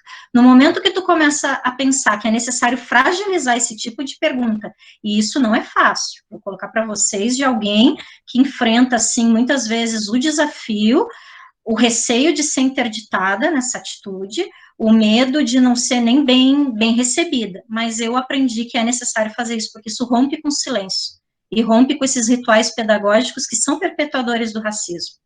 A turma do ano seguinte resolveu, a de 2018, olhar para o céu e enxergar o céu de diferentes perspectivas.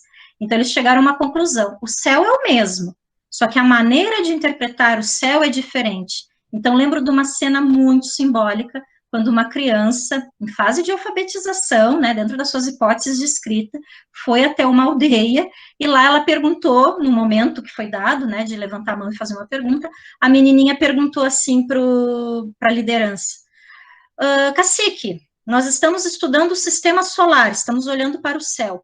O que é o sol para vocês?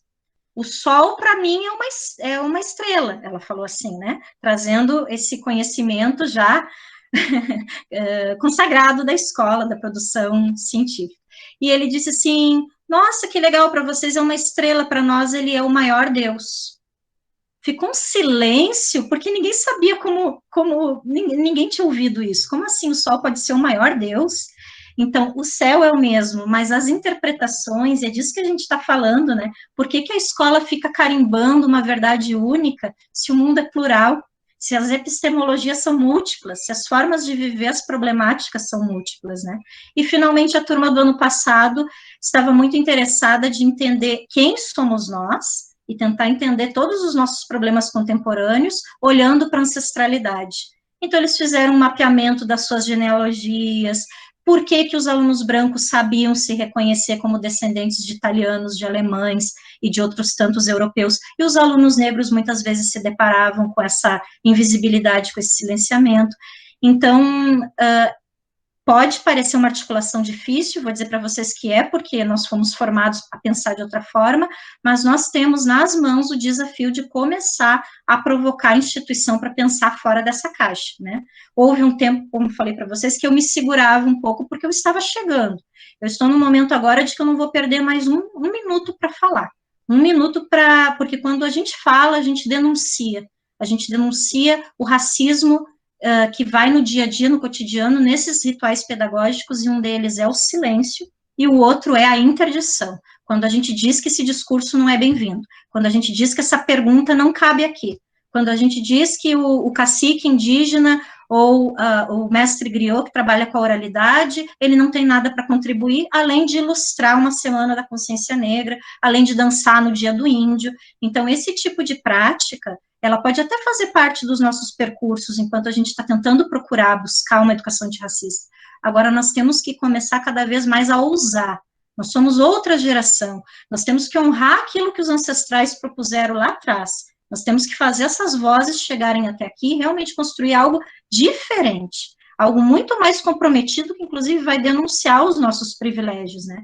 Talvez o grande desconforto das pessoas seja porque questionar esse racismo cotidiano é olhar para si mesmo, e é se reconhecer, puxa, eu posso aparentemente não ter feito nada, mas o fato de eu ter nascido branco já me traz uma herança de privilégios, e eu não posso ficar confortável com isso, né? Eu preciso tirar os travesseiros macios que me confortam, como diz a autora Robin Angelo, nesse livro, não basta não ser racista, sejamos antirracistas, né? Um livro que eu recomendo a leitura, principalmente para os professores do Colégio de Aplicação, enquanto coletivo, majoritariamente branco. Maravilha, Tanise. Carol, desculpa, é que eu não sei se você viu, mas eu acho que eu vi alguém levantar a mão, só isso que eu queria dizer. Isso. Antes de passar a palavra para o Rafael, ele pediu a palavra, ele se inscreveu, a mãozinha não está aparecendo para mim, mas ele pediu a palavra. Eu já passo a palavra para ele, eu só quero ler a resposta da Maíra, que é uma prof do CAP, né, de geografia, que ela, acho que é interessante para o registro, porque não aparece, né, o chat no registro. Então, a Maíra responde para a Giovana também, que era a partir do que nós estávamos falando agora, né. Giovana, o espaço da academia, diz a Maíra, né, é bem complicado. Me formei na URGS, mal trabalhamos Milton Santos. Os professores da graduação, com exceções, claro, não fazem questão de trazer leituras mais diversificadas. Resistem muito a saírem de seus espaços privilegiados, exatamente o que a Tanise comentou no finalzinho da fala dela agora, né? Certamente apresentar os autores negros contribui para que se amplie o olhar sobre ciência, temática, e chama atenção para o quanto o espaço da graduação ainda precisa melhorar nesse sentido, né? É o repertório, no fim das contas, né? Então, quando esse documento não entra na nossa formação, como vocês comentaram e como a pesquisa da DED, né, constatou, isso modifica o nosso olhar diante das coisas, né? Quando na letras não entram autores e autoras negras e negros, o nosso repertório vai ficando restrito, né? Isso é muito importante. Rafael, por gentileza. Estão me ouvindo? Meu Eu vou pedir desculpa, eu não vou ligar minha câmera, eu estou só no celular e tá bem precário, assim, meu computador. ele deu problema, eu estou só com o celular e é um pouco difícil operar a câmera e o microfone ao mesmo tempo. Bom, eu quero, então, agradecer as colegas pela aula. Para mim, foi uma aula, assim, aprendi muito, tive uma elucidação muito grande sobre alguns conceitos, sobre essa postura, como a Tanise falou, que se refere a Erer, né? Não é um conteúdo, mas uma postura diante do mundo. Eu tenho certeza que eu vou sair dessa atividade muito menos ignorante do que eu entrei, sobretudo no que se refere a Erer. Eu tenho uma pergunta que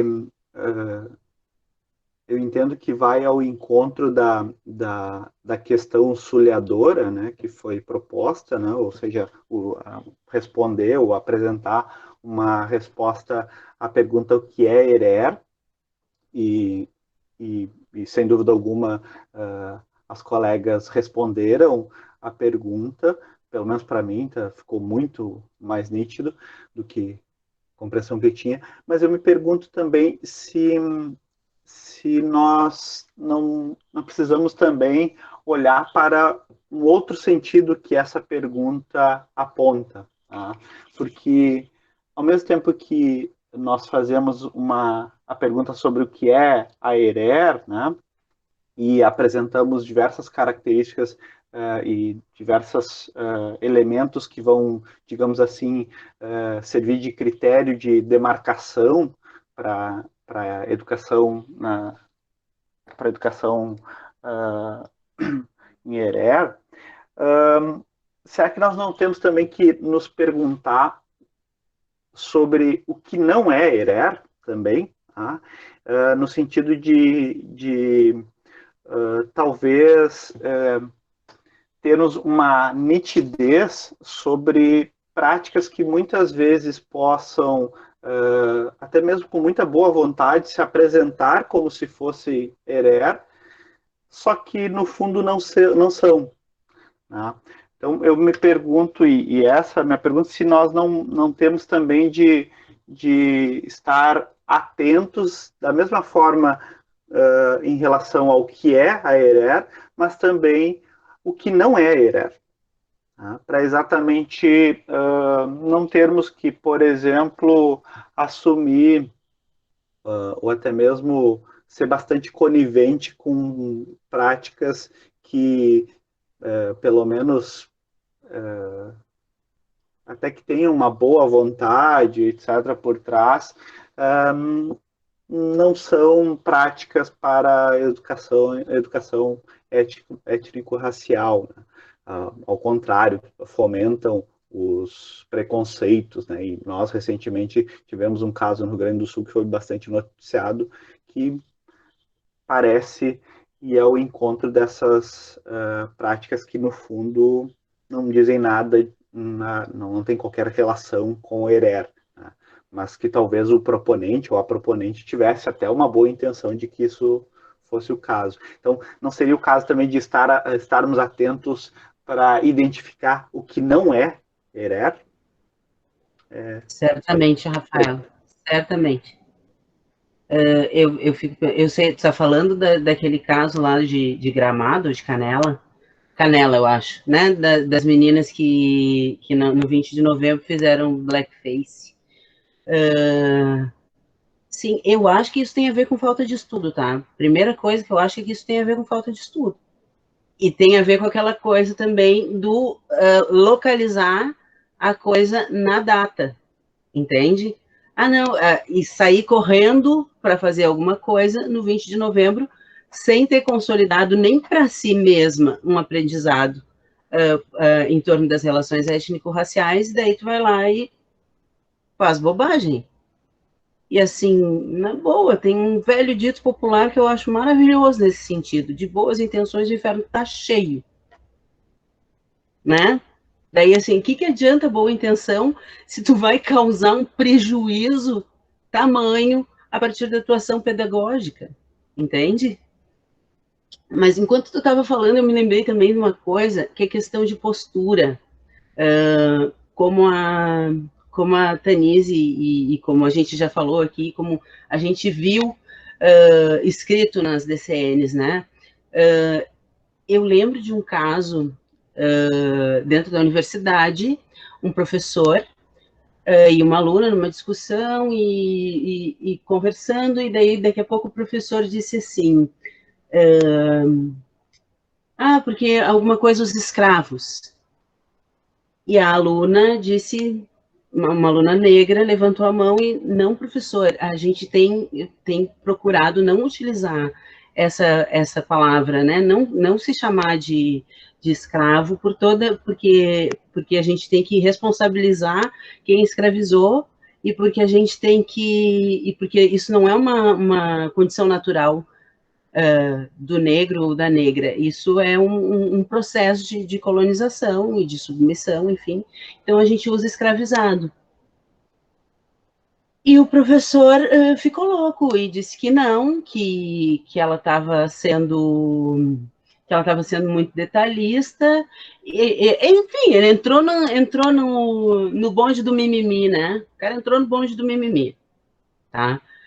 Daí eu fico pensando assim, o fato essa postura de um professor não estar aberto para aprender com a sua aluna, com o seu aluno, ou pelo menos para dialogar com esse aluno, com essa aluna, isso também é uma postura que não é da ERER, que não tem a ver com esse projeto de sociedade, de escola, enfim. Não sei se tu quer complementar, Tanise, também não sei se te responde, Rafa, mas foi por aí que eu pensei. Eu adorei essa pergunta do Rafael, porque é uma pergunta que agora eu tenho me feito muito, né? O que na minha prática talvez eu pense que seja ERER e não é ERER. Então eu pensei assim, nas reduções, né? Reduzir a ERER a uma temática. A escravidão. Eu que trabalho com criança pequena, ontem eu até debatia com a Cláudia, que está aqui presente, sobre isso. O quanto no trabalho com crianças, especialmente falando, né, mas eu acredito que isso possa ser replicado para os outros níveis de ensino, na educação de jovens e adultos, por exemplo, de não iniciarmos os nossos projetos por essas temáticas negativizadas, por essas temáticas que inferiorizam, que são pejorativas. Nós já vimos situações de crianças se encolhendo na cadeira à medida que o professor começa a falar de escravidão, né? E aí nós vemos muitas vezes, como a Deide falou, é uma questão de postura, o professor que respalda, que diz, não, mas é necessário, eles precisam entender que isso constituiu o que nós somos hoje, é por causa disso que existe o racismo. Só que aí vocês imaginam, a criança vem de uma trajetória escolar onde talvez isso nunca foi trabalhado, isso nunca foi apresentado de uma forma positiva e afirmativa. De repente, um professor, na tentativa de ser antirracista, resolve começar justamente por uma prática, uma abordagem que pende mais para um lado de ser pejorativo, né, de lembrar da dor sofrida, de lembrar dos danos causados a esse segmento. Então, com certeza, fugir dessas armadilhas, né? Eu acho isso uma atenção bem importante. E essas reduções, às vezes, nos levam também a tornar o outro um exótico, né? Eu, no meu trabalho, principalmente com as comunidades indígenas, percebo isso quase como uma regra. Então, sem falar que as pessoas escolhem fazer esse trabalho só naquelas datas comemorativas, né? E já digo para vocês, que é um aprendizado que eu fiz há algum tempo atrás, o dia 19 de abril não faz sentido, não representa os povos indígenas, então vamos pensar em outras datas mais significativas, inclusive perguntar para os povos indígenas, né, para as comunidades que trabalham conosco, quais datas elas acham significativas, se é que elas acham alguma data significativa. Uma vez uma liderança me falou assim, uma liderança guarani, setembro era uma época boa de vocês falarem sobre a nossa cultura, porque em setembro para nós começa a primavera, o nosso ano novo. Olha que colocação simples que me fez pensar por muito tempo, né? Nós temos o dia 9 de agosto, que é o Dia Internacional dos Povos Indígenas, quando um indígena teve a oportunidade de falar na ONU. Então, existem outras datas que são mais significativas. E cuidando esses reducionismos, né, que às vezes fazem as crianças se pintarem, que fazem as crianças usarem o blackface, e até imagino em que contexto surgiu, porque eu já vi algumas professoras dizendo assim, aqui no Rio Grande do Sul, na região do Vale dos Sinos, em algumas oportunidades onde eu fui fazer formação de professores, me perguntaram, professora, aqui a descendência, a colonização é alemã, principalmente, nós não temos alunos negros, nós não temos desses aí, faz sentido, professora, fazer esse trabalho? São colocações do século XXI. Então, parece óbvio, parece que nós já superamos, mas é justamente esse tipo de compreensão que depois vai alimentar as grandes tragédias, né? Então, como é necessário estar vigilante nessas minúcias, nesses detalhes? Então, pintar aluno de maneira caricaturizada, folclorizada, isso não é herer, isso não atende nem à representatividade, isso não, minimamente não contribui em nada. Por vezes eu digo, é melhor não fazer nada do que fazer isso. Porque se eu tiver que escolher entre o silêncio, uma caricatura dessas, eu não sei o que vai causar mais mal, né? Então, eu acho que a gente tem que pensar sobre isso.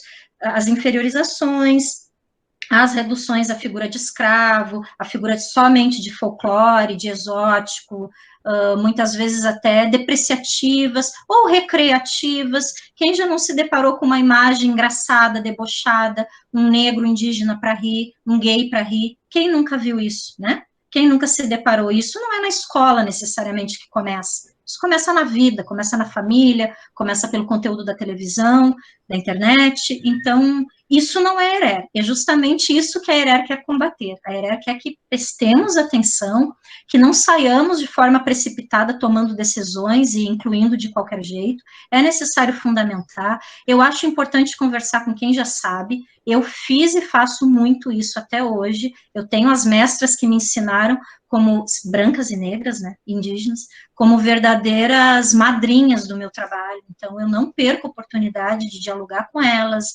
mesmo no remoto, né, de manter esse contato, esse vínculo, porque elas são as referências que me constituem. Eu preciso me articular com essas pessoas para me descolonizar, ainda mais porque o meio onde eu convivo, profissionalmente falando, é muito empobrecido em termos de composição étnico-racial. Né? Se a gente for pensar só na nossa instituição, eu preciso estar nas comunidades, eu preciso me movimentar, eu preciso provocar esse deslocamento que é conceitual, é de atitude, mas ele é geográfico. Tem que levar os alunos a campo, eu tenho que ir a campo me formar, me capacitar, eu tenho que fazer imersões em aldeias, agora estou fazendo uma num acampamento cigano. Isso é muito bom. E tudo isso contribui para essa nossa visão de mundo que vai se ampliando e você não vai aceitar mais qualquer coisa. Você não vai aceitar uma pintura de índio, você não vai aceitar um blackface, você vai olhar para isso com muito estranhamento, com muito assombro, né? Vai e aí vem desnaturalizar, né? Vai fazer a desnaturalização de imagens como essas, que foram naturalizadas no nosso imaginário. Bem lembrado, tu pode aproveitar, né? Tu pode aproveitar, como foi esse exemplo do blackface, trazer para a sala de aula, talvez, para uma reunião de professores e discutir sobre isso. São exemplos de como não se deve fazer, né? E não é culpabilizando individualmente essas pessoas, mas eu acho que é convocando todos nós para essa responsabilidade que é coletiva, nós construímos isso enquanto sociedade, né? Os brancos, principalmente. Então, se nós produzimos isso, a gente agora que arque com uma solução, e que ela comece agora, né? Estamos até atrasados, né? A Dede lembrou, vai fazer 18 anos que a lei existe agora em janeiro, a Lei 10.639, e 21 anos, preciso fazer as contas, é de 71, me ajudem, 40 anos? 50? Aqui é todo mundo a pessoa das artes não sabe fazer conta. É porque é um tema que eu acho que a gente precisa para o ano que vem pensar. 71, tu disse? É de 71 para cá, nós temos... ano que vem é 50 anos. 50 anos da Fundação Palmares, do Grupo Palmares. Exatamente. Aqui em Porto Alegre. E protagonizado pela professora Petronilha, pelo professor Oliveira Silveira, já falecido, grande poeta, foram minhas referências, são referências de vários de vocês, e como a gente precisa talvez organizar o ano de 2021, é um grande exercício de descolonização, organizar um ano de 2021, talvez com esse grande tema, que é o aniversário de fundação do Grupo Palmares, que é um grupo gaúcho, que inclusive foi protagonista na criação do Dia da Consciência Negra, né? Então, acho que a gente precisa mais do que celebrar. Nós temos muita coisa para se orgulhar. Então, muita coisa do que é ERER, né? Gurias e pessoal que está aqui conosco, faltam 2 minutos para 4 da tarde, então nós chegamos ao fim do nosso encontro. Como a Tanise estava com a palavra, não sei se a Deide quer fazer algum comentário final, Deide, por gentileza, daí o pessoal no chat estava agradecendo muito a fala de vocês, o momento de encontro, de aprendizados, né? Só relembrar que na semana que vem a gente se encontra de novo com relatos de práticas, então vão ter várias vozes compondo o que vai ser comentado aqui para a gente a partir do que é feito em sala de aula, né? E agradeço imensamente a todos e a todas que estão aqui. Deide, se tu quiser fazer mais algum comentário, alguma ponderação.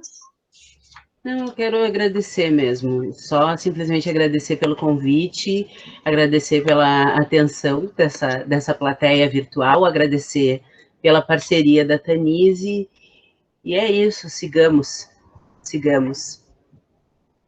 Maravilha. Então é isso, Tanise, tu quer fazer mais algum comentário?